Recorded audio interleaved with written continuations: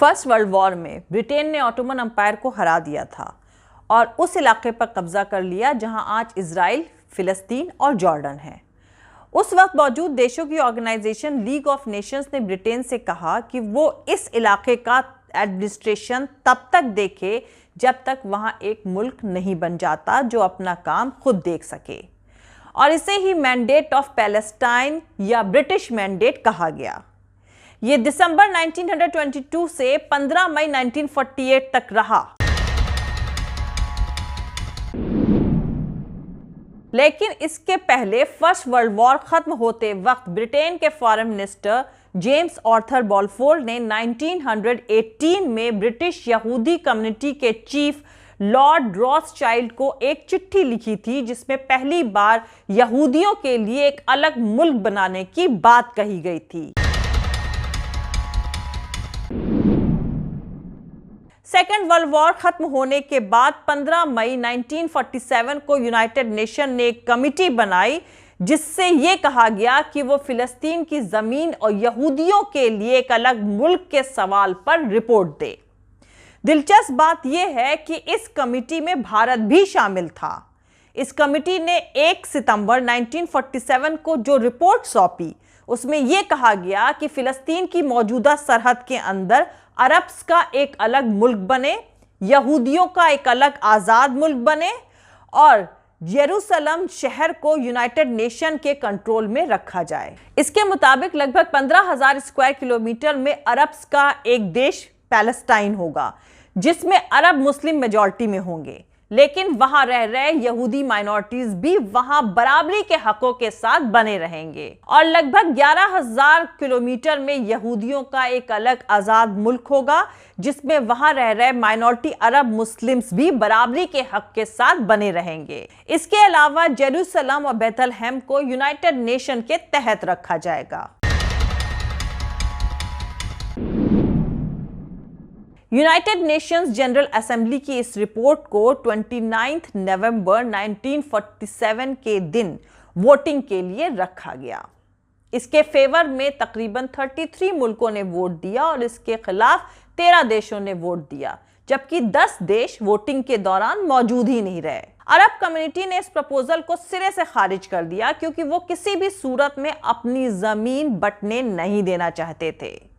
यहूदी भी इससे खुश नहीं थे।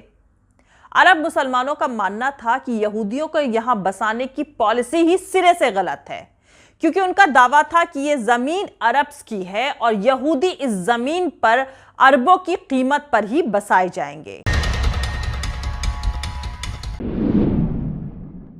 कुछ यहूदी भी इससे नाराज थे क्योंकि वो पूरी की पूरी जमीन लेना चाहते थे। बेन गुरियन उस वक्त यहूदी सियासत में अपनी जगह बना रहे थे और उन्होंने यहूदियों को इस प्रपोजल के लिए यह कहकर राजी कराया कि यह यहूदी राज के दिशा में पहला कदम है, लिहाजा इसे मान लिया जाए। इसके बाद जिस दिन यूनाइटेड नेशन जनरल असेंबली में यह प्रपोजल पास हुआ उसके अगले ही दिन यहूदियों मुसलमानों के बीच दंगे भड़क उठे। यहूदियों के हथियारबंद ऑर्गेनाइजेशन हेगेना, इरगुन और अरब मुसलमानों के बीच जफा, तेल अवीव और हैफर में खूनी झड़पें हुई। उनके बीच पथराव हुआ, गोलियां चली, बम फेंके गए। प्रपोजल के फेवर में वोटिंग करने वाले पोलैंड और स्वीडन की एम्बेसी पर भी जमकर बमबाजी हुई। ब्रिटेन की फौज ने वायलेंस रोकने की कोई खास कोशिश नहीं करी। वायलेंस की मेन वजह फिलिस्तीनियों का गुस्सा था कि उनकी जमीन पर किसी और को क्यों बसाया जाएगा और फिर उन्हें अलग देश क्यों दे दिया जाएगा। जिस दिन मैंडेट फॉर पैलेस्टाइन खत्म हो रहा था उससे एक दिन पहले यानी 14 मई 1948 को बेन गुरियन ने इजराइल राज्य की स्थापना का ऐलान कर दिया। अब 1948 से 2021 में आते हैं। मेरा मानना है कि हर मुल्क को अपनी हिफाजत करने का हक है।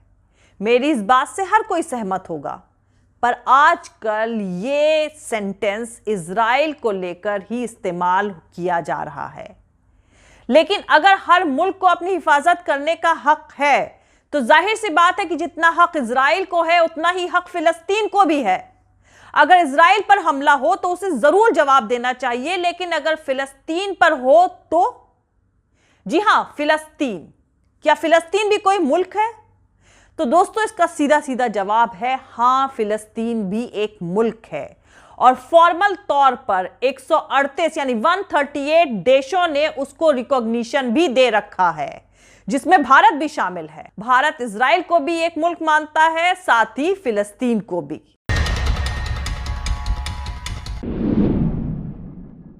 मुल्क होने की शर्त है सरहदों से घिरा एक इलाका और उस पर उस मुल्क के लोगों का पूरा हक। उस मुल्क में बिना किसी रोक टोक कहीं भी आने जाने की आजादी, अपने तरीके से अपने हुकूमत चुनने की आजादी, अपना पासपोर्ट, अपनी सरहद में दूसरे मुल्कों के लोगों को आने की इजाजत देने ना देने का राइट, यह सब कुछ इजराइल के पास है। लेकिन फिलिस्तीन की सरहदों का क्या? फिलिस्तीन की जमीन कहां है, किसके कब्जे में है? यह बहुत आसान से सवाल है, लेकिन कोई पूछता नहीं है। चलिए मैं अपने मुल्क भारत का एग्जाम्पल देकर आपको बताती हूं। अंग्रेजों ने हमारी जमीन पर आकर कब्जा किया और सोने की चिड़िया कहे जाने वाले भारत को लूटा। महात्मा गांधी को जब चंपारण में अंग्रेजी हुकूमत ने दाखिल ना होने का फरमान जारी किया तो उन्होंने कहा यह हमारा मुल्क है और इसमें हमें कहीं आने जाने के लिए किसी से इजाजत लेने की जरूरत नहीं है। अब जरा सोचिए, मंगल पांडे से लेकर गांधी और गांधी से लेकर भगत सिंह तक ने अपने अपने तरीके से अंग्रेजों के खिलाफ लड़ाई ना लड़ी होती तो क्या भारत की मौजूदगी, उसका एग्जिस्टेंस मतलब अस्तित्व का दुनिया को पता चलता? अंग्रेजों ने भारत पर डाका डाला था और इसलिए हम उनके खिलाफ लड़ रहे थे। उसी तरह फिलिस्तीन की जमीन पर भी डाका डाला गया है और यह डकैती दिन दहाड़े पिछले 70 साल से चल रही है और पूरी दुनिया इस डकैती को देखते हुए भी खामोश है।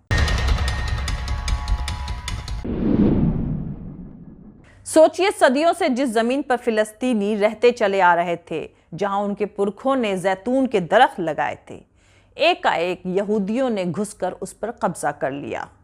उन्हें उनके ही घरों से निकालकर बाहर कर दिया गया है। फिलिस्तीनी अपनी ही जमीन पर बेगाने हो गए हैं। अपने ही मुल्क में आने जाने के लिए उन्हें इजराइलियों की इजाजत की जरूरत पड़ती है। सोचिए, अगर किसी के साथ रोजाना इस तरह की हरकत करी जाए तो वो क्या करेगा? जाहिर सी बात है, जितनी भी ताकत उसके पास होगी वो अपनी पूरी ताकत का इस्तेमाल करके जवाब देगा। आपको बता दूं, इजरायली पत्रकार गिडियन लेवी अपने मुल्क इजराइल को ही मुजरिम मानते हैं। उनका कहना है कि जब तक रॉकेट ना दागे जाए दुनिया को गाजा का ख्याल भी नहीं आता।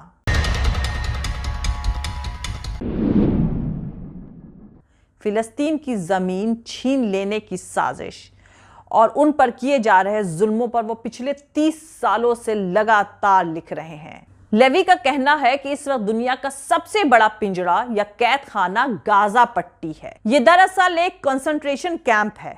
गाजा के फिलिस्तीनी जो रोजमर्रा जुल्म और बेइज्जती झेलते हैं, उसे देखते हुए रॉकेट दागे जाने पर जो लोग हैरानी जता रहे हैं, लेवी उनकी ईमानदारी पर शक जाहिर करते हुए कहते हैं कि जिल्लत के इस दबाव का ही नतीजा है ये विस्फोट। ताज्जुब इस बात का है कि दुनिया के सारे मॉडर्न हथियारों के बावजूद इजराइल हमास के आगे अभी भी महफूज नहीं है।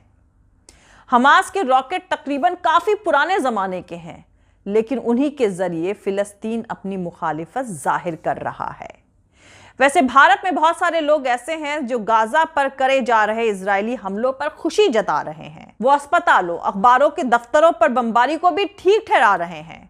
वो 50 बच्चों के कत्ल और तकरीबन 150 से ज्यादा फिलिस्तीनियों की हत्या पर भी खुशी जाहिर कर रहे हैं। ये इतने बीमार लोग हैं कि इनके बारे में कुछ कहे जाने की जरूरत ही नहीं है। लेकिन जो इजराइल को समझना चाहते हैं, उन्हें गिडियन लेवी, अंशेल फेफर और याइर एसुलिन को जरूर पढ़ना चाहिए।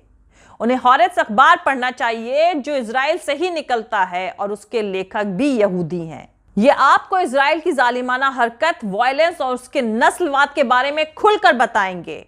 जो भी इंसाफ पसंद है, जो भी इक्वालिटी और आज़ादी के फेवर में है, वो फिलिस्तीन की तरफ से बोलने को मजबूर है। उसे कहना पड़ता है कि अभी जो हो रहा है उसे फिलिस्तीनियों और इजरायलियों के बीच संघर्ष कहना बेईमानी है। जुल्म का जवाब देने का हक बुनियादी इंसानी हक से है। उसे फिलिस्तीन की जनता से छीना नहीं जा सकता। फिलिस्तीन की जमीन चुरा ली जा सकती है, लेकिन फिलिस्तीनियों के दिल में उनके वतन का ख्वाब मिटाया नहीं जा सकता। जय हिंद, सत्यमेव जयते, अल्लाह हाफिज। दोस्तों, हमारा पूरा वीडियो, दूसरे और वीडियोस देखने के लिए हमारे YouTube channel political Tamasha with doctor Arshi को सब्सक्राइब करके वहां पे लगी बेल आइकॉन को जरूर दबा दें, ताकि आपको हमारे आने वाले हर वीडियो की अपडेट्स मिलती रहे। और दोस्तों, अगर आपको हमारा काम पसंद आता है, हमारे वीडियोस पसंद आते हैं, तो www.patreon.com/dr अर्शी खान पर जाकर डोनेट करके आप हमारे काम को सपोर्ट कर सकते हैं। दोस्तों, अगर आपको हमारा वीडियो पसंद आता है तो लाइक और शेयर करना हरगिज नहीं भूलें। आप हमें फॉलो भी कर सकते हैं हमारे ट्विटर, इंस्टाग्राम और फेसबुक पेज पर। मेरा ट्विटर हैंडल है @अर्शी अजीज खान। Thank you. मिलते हैं अगले वीडियो में।